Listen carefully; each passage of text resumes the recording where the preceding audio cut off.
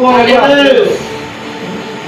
Senhor Deus, meu Pai, eu te peço hoje que o Senhor, meu Pai, os assim, meu Deus, para levar a resposta de oração dessa noite, meu Deus. A gente não sai, meu Pai, da igreja, do mesmo jeito que a gente inclui. Senhor, renovado, com a alma limpa o coração, meu Pai, a mente cheia da tua palavra, Senhor. E é assim que eu oro a ti, Deus. Amém. Amém. Aleluia. Glória a Deus. Podeis nos assentar. Glória a Jesus. Eu peço aos amados irmãos perdão por ter chegado um tanto atrasado. Mas louvado seja Deus, ou graças a Deus, que aqui nós estamos. E aqui estamos eu e você, você e eu, nós estamos aqui, amém? Amém. Eu cumprimento a todos com a paz do Senhor Jesus. Graças a Deus por essa noite especial, onde na qual estamos podendo celebrar mais um culto da família. Bênção de Deus poder eu e você estar presente neste encontro, no culto da família. Eu muito me alegro por ver aqui a pessoa do pastor Antônio Pereira, mais conhecido por Antônio Rita. Seja bem-vindo, pastor. Volte sempre. Se gostar, fique conosco. Louvado seja Deus. Quem trouxe Bíblia? Amém. Só o diácono Vanderlei. Quem trouxe Bíblia? Abra sua Bíblia em Apocalipse capítulo 3. Apocalipse capítulo de número 3. Último livro da Bíblia, Apocalipse, capítulo de número 3. Aleluia. Apocalipse, capítulo de número 3. Glória a Jesus. Vamos fazer aqui a leitura de alguns versículos. Ou quando não, para ganharmos tempo, apenas o versículo de número 4. Peço perdão pela minha esposa não se fazer presente, a mesma está um tanto com dor de cabeça. Podemos ler? Amém. Versículo 4, capítulo 3 de Apocalipse.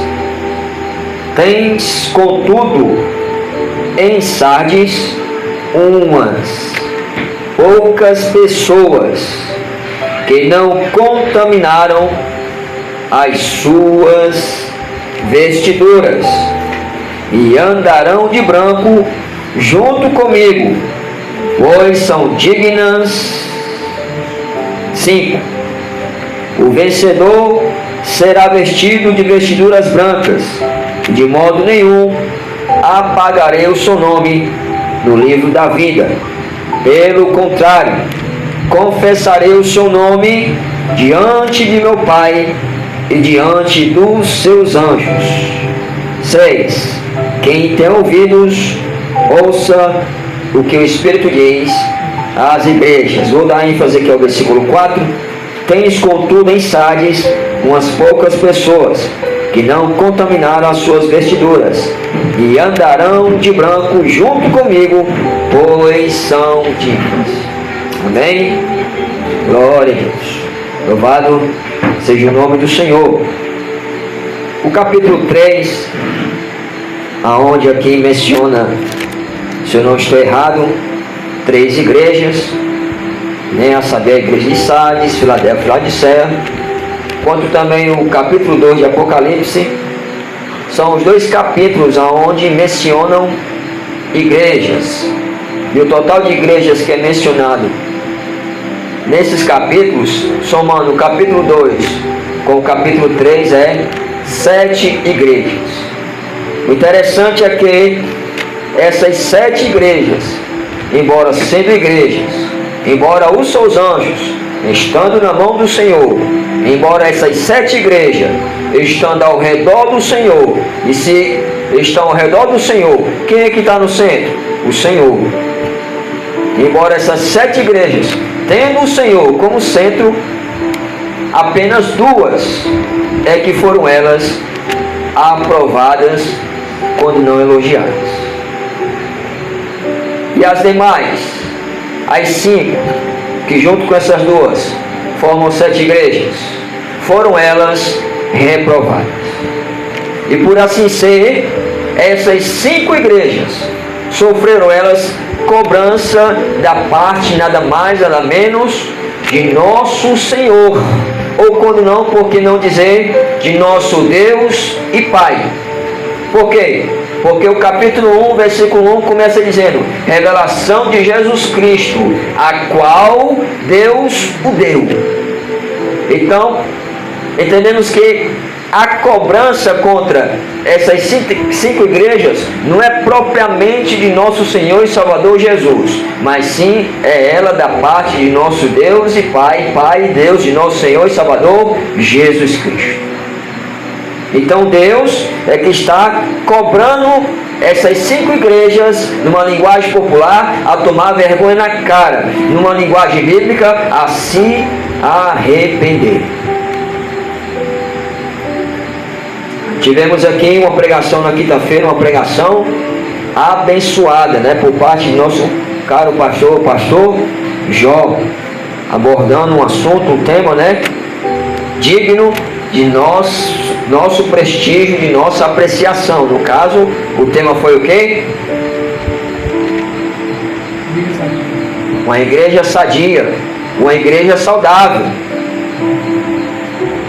Eu não estou acreditando que vocês já esqueceram do tema da pregação, não, que nosso pastor fez questão de pregar para nós. Mas enfim, tivemos essa pregação abençoada, um tema que uma certa feita aqui semelhantemente já preguei, com o seguinte título: quando as portas do inferno prevalecem contra a igreja. Mas na noite desse dia eu quero tratar sobre um assunto semelhante, o que o nosso pastor falou na quinta-feira. Qual é o assunto? Um cristão saudável. Um cristão saudável. O versículo 4, o qual fiz questão aqui de repetir, vou repetir ele pela terceira vez, diz assim: tens contudo em Sardes umas poucas pessoas que não contaminaram as suas vestiduras. Os que não contaminaram, na sua concepção, meu irmão, na sua concepção, minha irmã, é um cristão sadio ou doente? Os que contaminaram as suas vestes, ou as suas vestimentas, ou as suas vestiduras, são cristãos sadios ou cristãos doentes? São cristãos doentes. Praticamente, essa igreja, denominada como igreja sem vida, estava sem vida, não por causa daqueles que estavam com as suas vestes limpas, mas sim por causa daqueles que estavam com suas vestes sujas. Logo eu pergunto a você: essa igreja era uma igreja saudável? Era uma igreja sadia? O sermão de quinta-feira foi ele, sem dúvida, muito abençoado, pois trouxe ao nosso conhecimento como de fato podemos ser uma igreja saudável. Os pontos que o pastor abordou são pontos básicos para que um grupo cristão consiga ser saudável. De fato, conseguir ser uma igreja saudável não é fácil, quanto também fazer parte de uma igreja saudável, acredito eu, é muito maravilhoso, sim ou não? Fazer parte de uma igreja saudável é algo muito maravilhoso. Mas fazer parte de uma igreja saudável é uma coisa, agora ser um cristão saudável é outra. Pois não existe igreja saudável sem cristão ou membro de igreja saudável. Só é possível haver uma igreja saudável por conta de cristãos saudáveis. Não achemos que uma coisa é separado da outra. Há quem diga que todos nós somos iguais. Quem concorda com essa frase, diga amém. Todos nós somos iguais? Nós vemos aqui um versículo aqui que praticamente já quebra, entre aspas, essa falácia, ou esse jargão na igreja. Porque aqui o texto diz: tens contudo em Sardes umas poucas pessoas que não contaminaram as suas vestes. Há quem diga que todos nós somos iguais. Mas será que nós realmente somos iguais? Podemos ser iguais até determinado ponto. Por exemplo, a Bíblia diz que Deus não faz exceção de pessoas. Em outras palavras, Deus ama a todos, sim ou não? João 3,16, nas palavras do Senhor Jesus a Nicodemos, ele deixa bem claro dizendo: porque Deus amou o mundo. Deus ama a todos. Deus beneficia a todos. Amém ou amém? Em Mateus 5,45 disse Jesus: para que sejam filhos do vosso Pai que está nos céus, o qual faz brilhar o sol sobre bons e maus, faz descer a chuva sobre justos e injustos. Olha só, quem está lá na cadeia, irmão, quem está lá na prisão, quem está lá no complexo carcerário de Itaitinga, de Juazeiro e por aí vai, está tomando banho de sol. Toma banho de sol. Ou eu pergunto: Deus não está ou está fazendo brilhar o sol sobre ele? Está. Se ele está tomando banho de sol. E principalmente Deus manifestou a sua graça. Por isto, em Tito capítulo 2 versículo 11 diz: porque a graça de Deus se manifestou salvadora a todos os homens. Neste quesito, neste ponto, Deus não faz acepção de pessoas em relação a quê? A salvar.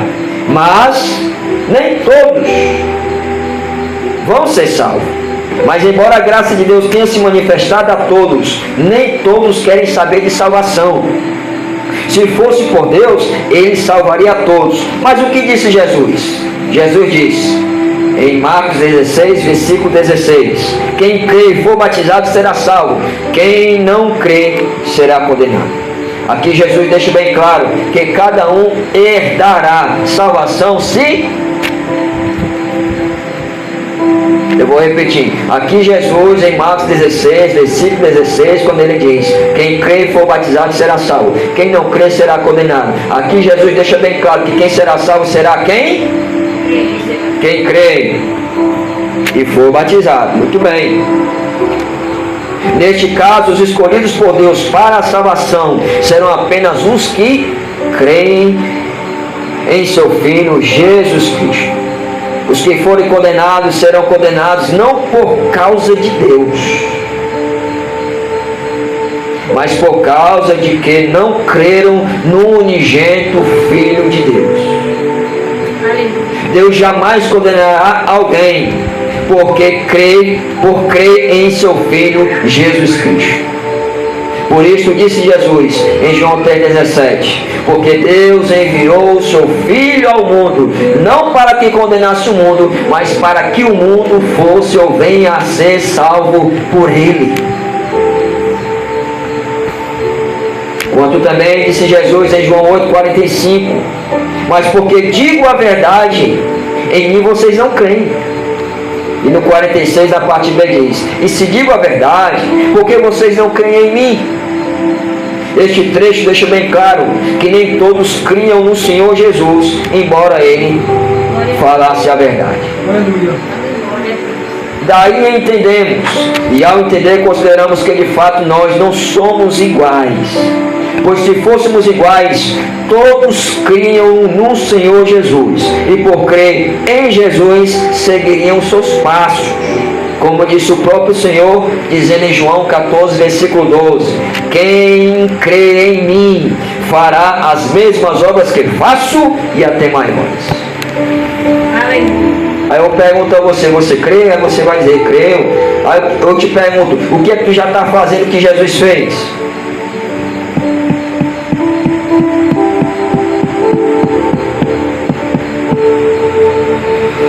Se todos nós fôssemos iguais, todos nós cantaríamos bem ou cantaríamos mal.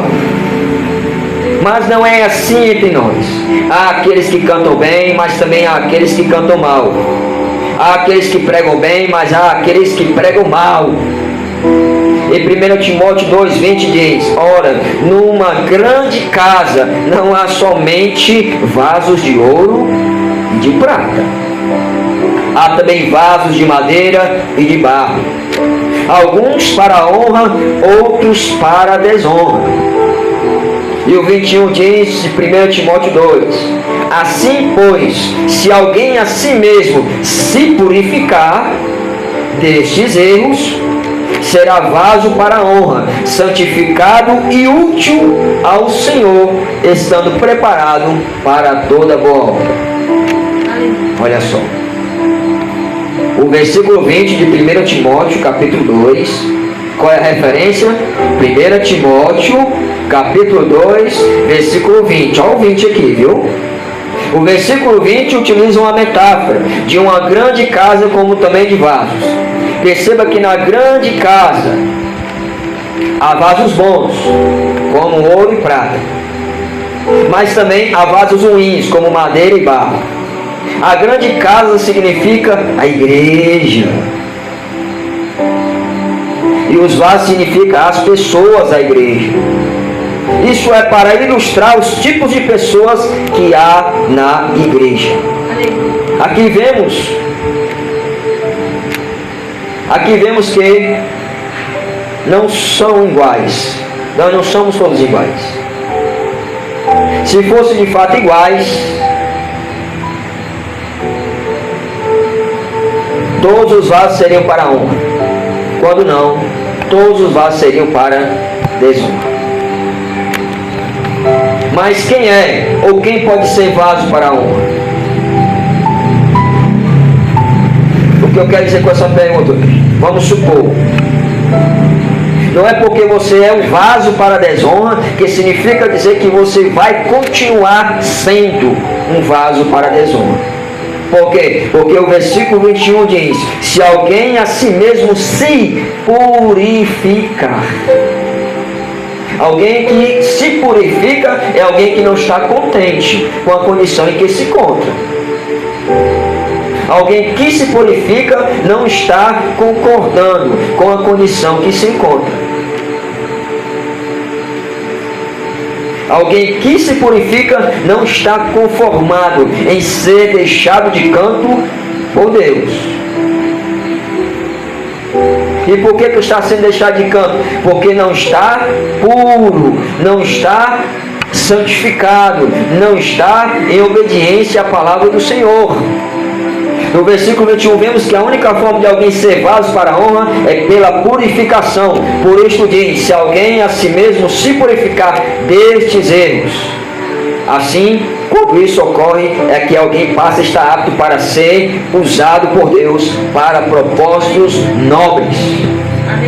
O cristão que se purificou de erros, este é que passa a ser vaso para a honra. É aqui onde eu quero pregar, amém?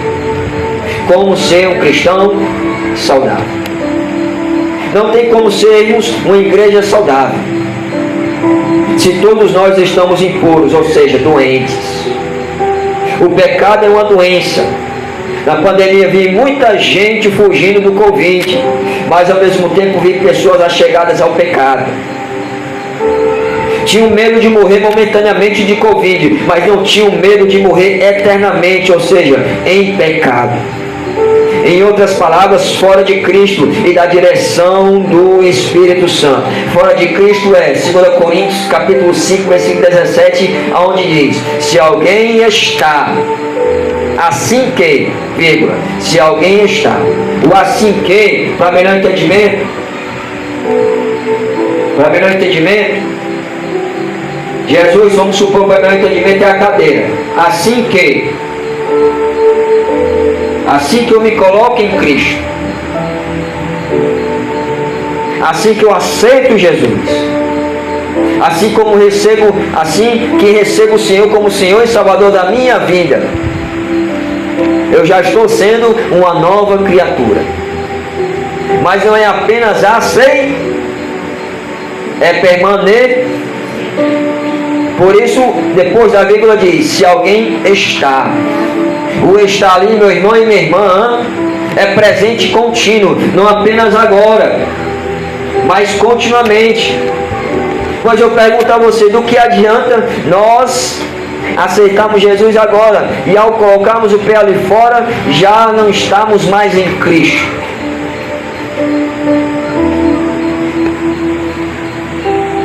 Como eu disse em outras palavras, fora de Cristo e da direção do Espírito Santo. Direção do Espírito Santo é Romanos 8, versículo 14 diz: porque os que são guiados pelo Espírito de Deus, eu vou repetir essa parte, viu? Porque os que são guiados pelo Espírito de Deus, esses é que são filhos de Deus. É só quem é guiado, irmãos. Daí eu compreendo, eu não sei você, que não é tão somente pelo que está escrito ou pela palavra. É necessário haver a direção do Espírito Santo, meus irmãos. E como também eu creio que o Espírito Santo, ele não anda em discordância com o que está escrito. Muito pelo contrário, ele anda em concordância com o que está escrito. Por isso disse Jesus: mas quando o Espírito da verdade vier, ele vos guiará em toda a verdade. E o que é a verdade à luz das palavras do Senhor Jesus? João 17, versículo 17, é onde diz: santifica-os na verdade, a tua palavra é a verdade. Então o Espírito Santo jamais nos guiará fora da verdade, muito pelo contrário, ele nos guiará conforme a verdade, ou seja, conforme a palavra de Deus. Quantos querem ser guiados pelo Espírito Santo em conformidade com a palavra de Deus? Quando glória bem alto, glorifica o Senhor, exalta, pois é isto que o Espírito Santo quer fazer com todos nós, irmãos. Glória a Deus, aleluia. Quer nos guiar dentro ou conforme a palavra de Deus. Oh, glória. Certa feita disse Jesus: os sãos não precisam de cuidados médicos, mas sim os doentes. E concluiu: eu não vim chamar justos, mas sim pecadores ao arrependimento. Olha só. E o que eu quero dizer com isso? Para que eu e você dê o primeiro passo para sermos um cristão saudável, é necessário da minha e da sua parte o quê? Arrependimento de pecado. Arrependimento de pecado.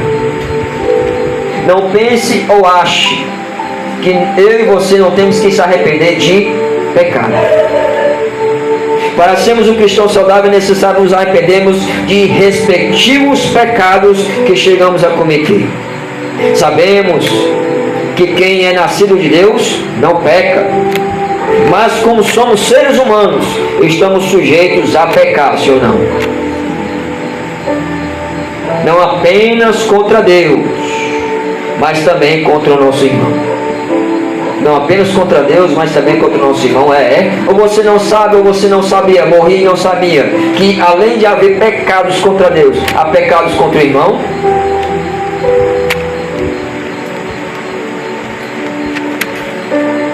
Em Mateus 18, versículo 15 diz: se o seu irmão pecar contra você, vá e repreenda-o em particular. Se ele ouvir, você ganhou o seu irmão. Mas se não ouvir, leve ainda com você uma ou duas pessoas, para que, pelo depoimento de 2 ou 3 testemunhas, toda a questão seja decidida. Aleluia, glória a Deus. E o 17, Jesus conclui: e se ele se recusar a ouvir essas pessoas, exponham o assunto à igreja. E se ele se recusar a ouvir também a igreja, considere-o como gentil e publicano. Mas a diretiva inicial é essa: se o seu irmão pecar contra você, vá, converse com ele em particular. Se ele ouvir, você ganhou o seu irmão.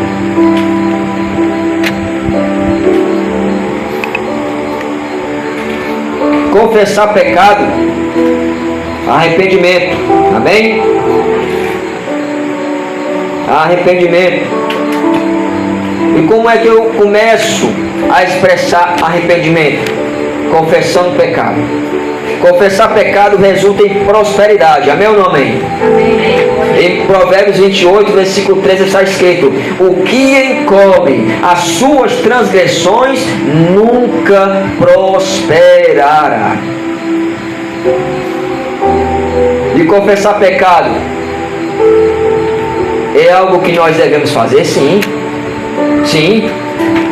Em Mateus capítulo 3, a Bíblia nos conta que as pessoas que estavam indo até João Batista faziam mais ou menos assim. Então saíam até com ele que é João Batista onde? Em Jerusalém.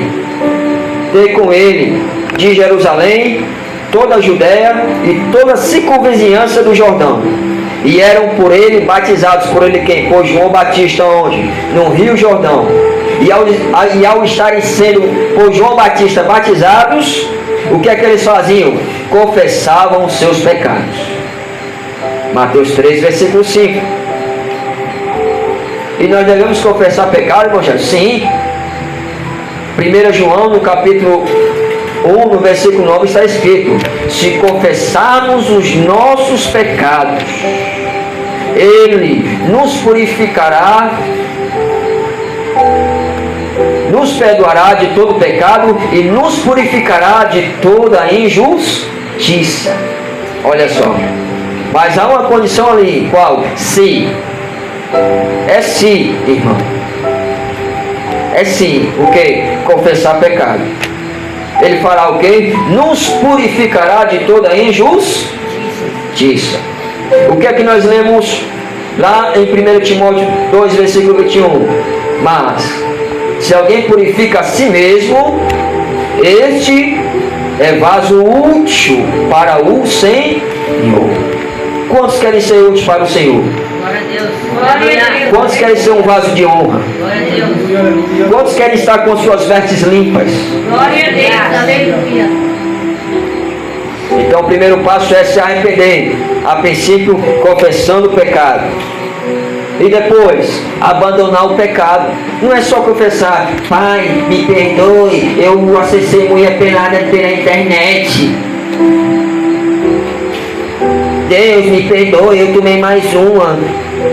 E foi de barimbá, mais um gole de veneno. No duelo entre o copo e a vida, o álcool está vencendo. Derrimou. Facção Central. Eric 12. Eduardo Facção. Música dos anos 2000.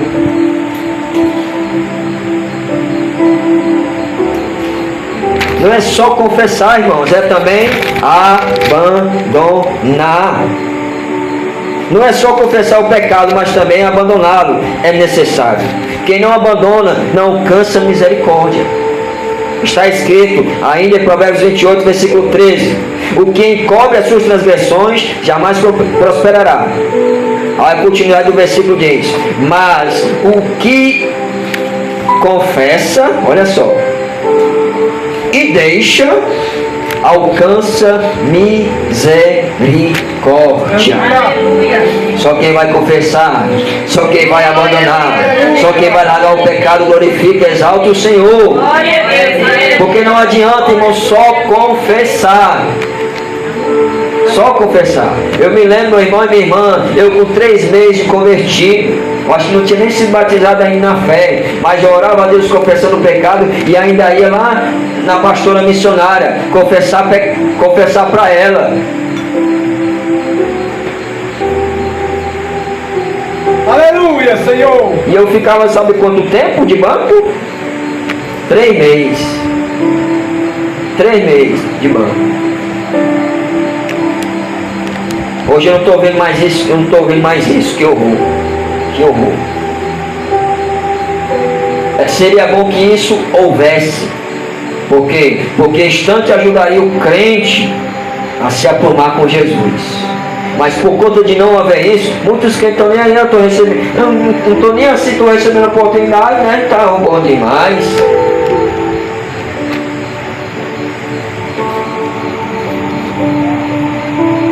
Disse João Batista para os arrependidos ao perguntarem: Em Lucas capítulo 3, versículo 10 está escrito. Capítulo 3, versículo 10 está escrito.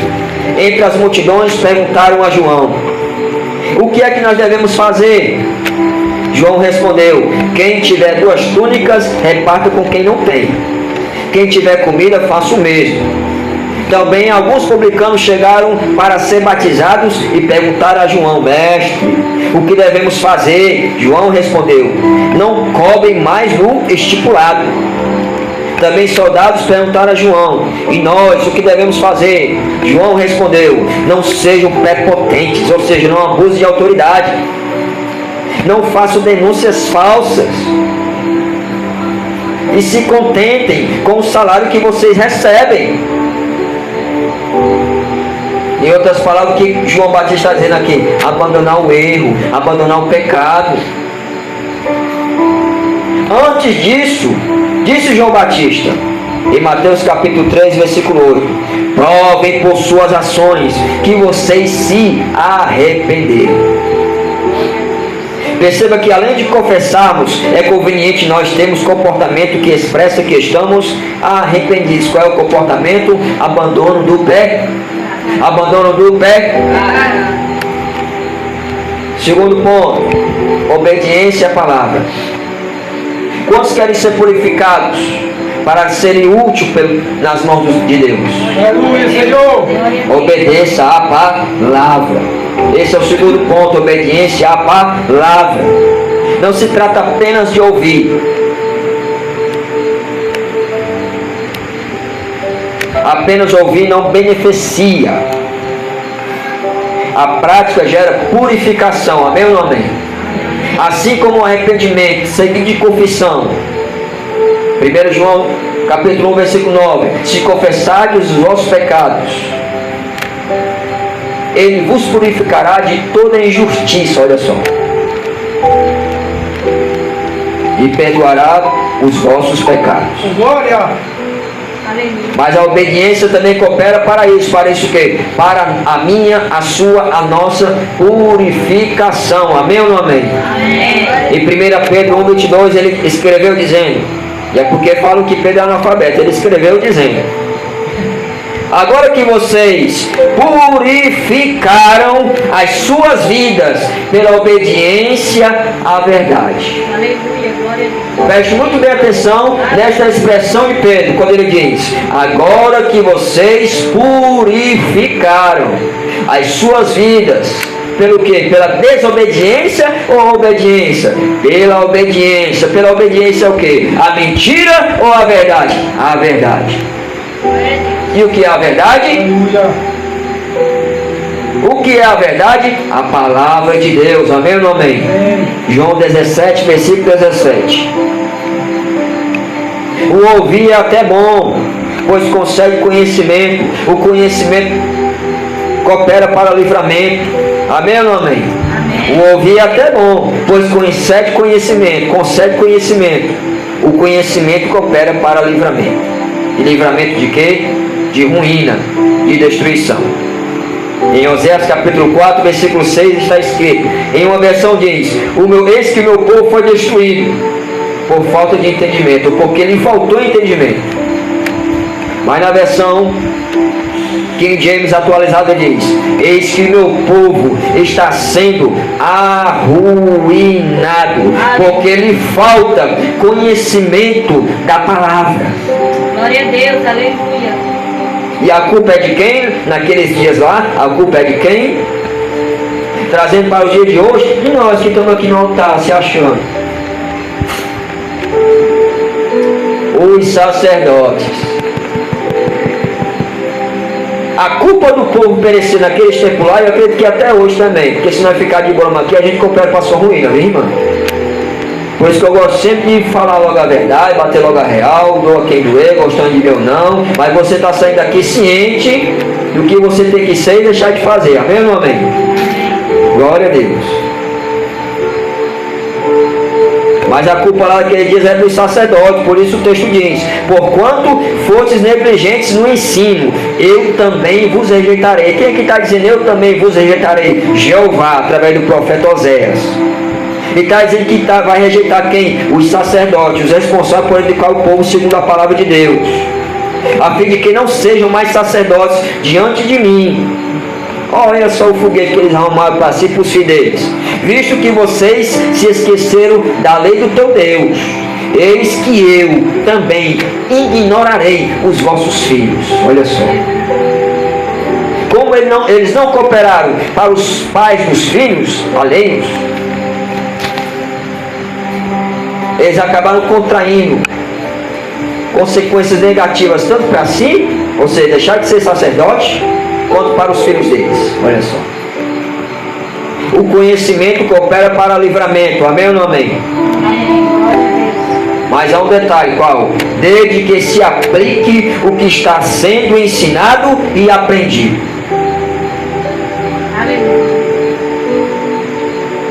Pois quando eu estou ensinando, você, ouvinte, está aprendendo, sim ou não? Quem é que está ensinando? Eu, Jair, sou Justa Paulino, 38 anos de idade, natural de Fortaleza, muito prazer, sou eu. Quem é que está aprendendo? Eu, André, eu, Débora, eu, Caleb, eu, Tainara, e por aí vai, sim ou não? Pois quando eu estou ensinando, você, ouvinte, está aprendendo. Mas será que adianta apenas aprender? Não é necessário fazer conforme está sendo ensinado? Sim, claro que sim. É necessário o quê? Prática. Por isso escreveu Tiago no capítulo 1, no versículo 22, dizendo: não sejam apenas ouvintes da palavra, mas sejam também praticantes. Em Mateus 7, versículo 24 e 25, disse o Senhor Jesus: todo aquele que escuta estas minhas palavras será comparado a um homem prudente que edificou a sua casa sobre a rocha. Olha só. E ele, em meio às crises, foi que aplicou mesmo a palavra que ele ouviu. Por isso o versículo 25 diz: e desceram as chuvas, correram os rios, assopraram os ventos e combateram aquela casa, mas ela não caiu, pois estava edificada sobre a rocha. A rocha simboliza a palavra. A construção sobre a rocha simboliza o irmão, simboliza a irmã, simboliza o crente, a crente, o evangélico, a evangélica, o cristão, a cristã, que não apenas ouviu, mas praticou ou colocou em prática a palavra do Senhor. E só quem vai colocar em prática a palavra do Senhor glorifica, exalta e engrandece o Deus Santo. Aleluia, glória a Deus, aleluia. Praticar. Glória a Deus. Mas não pense que é praticar só hoje, irmão. É praticar amanhã também, querendo Deus um novo dia. E quando se fala disso, se fala de firmeza. Disse o Senhor Jesus em João 8,31, dizendo: se vocês permanecerem firmes na minha palavra, verdadeiramente serão meus discípulos. A prática é uma coisa, a firmeza, a constância, a permanência é outra. Com isto, nós adentramos em um ponto muito essencial na vida cristã, qual? Compromisso, fidelidade. Quando sou firme, sou fiel. O Senhor requer fidelidade de nossa parte, amém ou não amém? Amém, glória a Deus. Quando sou firme, sou fiel. E quando não sou firme, não sou fiel. Mas o Senhor requer de mim, de sua parte, fidelidade. Por isso ele diz em Apocalipse capítulo 2, versículo 10, dizendo, na parte B: ser fiel até a morte. E não pense você que você ficará sem ser beneficiado, sem ser bonificado. Muito pelo contrário, você vai ser galardoado, recompensado. E qual é a recompensa? Qual é o galardão? E vos darei a coroa da vida. Ei, irmão, ei, irmã, vale a pena nós sermos fiéis ao Senhor, vale a pena nós sermos obedientes ao Senhor, vale muito a pena, pois o Senhor é que vai, aleluia, nos beneficiar com a coroa da vida. Mas para isso, meu irmão e minha irmã, é necessário o quê? para se arrepender, confessando o pecado, abandonando o pecado, obedecendo a palavra, é necessário o quê? Renúncia. Renúncia. Sem renúncia não é possível confessar pecados, se arrepender deles, viver sem a prática pecaminosa e obedecer a palavra. Renúncia é necessário. Disse Jesus: se alguém quiser acompanhar-me, negue-se a si mesmo, tome diariamente a sua cruz e siga-me. Muitos irmãos na fé estão impuros pelo fato de não renunciarem àquilo que Deus tem dito para eles largarem. Nem tudo que Deus quer que larguemos se refere ao pecado, mas a maioria das coisas que Deus manda largar se refere ao pecado. Por exemplo, o que é que Deus quer que nós larguemos? As obras da carne. Em Gálatas 5, 19 ao 21 diz: ora, as obras da carne são manifestas: imoralidade sexual, impureza, libertinagem, idolatria, feitiçaria, ódio, discórdia, ciúmes, ira, egoísmo, dissensões, facções, inveja, embriaguez, orgias, coisas semelhantes a estas. Eu os advirto, como já os adverti, que os que praticam essas coisas não herdarão o reino de Deus. Olha só. Em 1 Coríntios 6, 9 diz: vocês não sabem que os perversos não herdarão o reino de Deus? Não se deixem enganar, nem os imorais, nem os idólatras, nem os adúlteros, nem os homens sexuais passivos ou ativos, nem ladrões, nem avarentos, nem alcoólatras, nem caluniadores, nem trapaceiros herdarão o reino de Deus. Olha só, meus irmãos, olha só, como a minha e a sua pessoa está sujeita a pecar e pecar esses tipos de pecado. Para que a gente se arrependa com confissão de pecado e abandono de pecado, para que a gente obedeça a palavra e obedeça pela prática, é necessário nós renunciarmos. Em Apocalipse 21, versículo 8 diz: mas os covardes, os incrédulos, os depravados, os assassinos, os que cometem imoralidade sexual, os que praticam feitiçaria, os idólatras, todos os mentirosos, o lugar deles será no lago de fogo que arde com enxofre. Olha só, estão sendo chamados de covarde por quê? Porque praticam a covardia. Estão sendo chamados de incrédulo por quê? Porque praticam a incredulidade. Estão chamados de depravado por quê? Porque praticam a depravação. Estão sendo chamados de assassino por quê? Porque praticam o assassinato.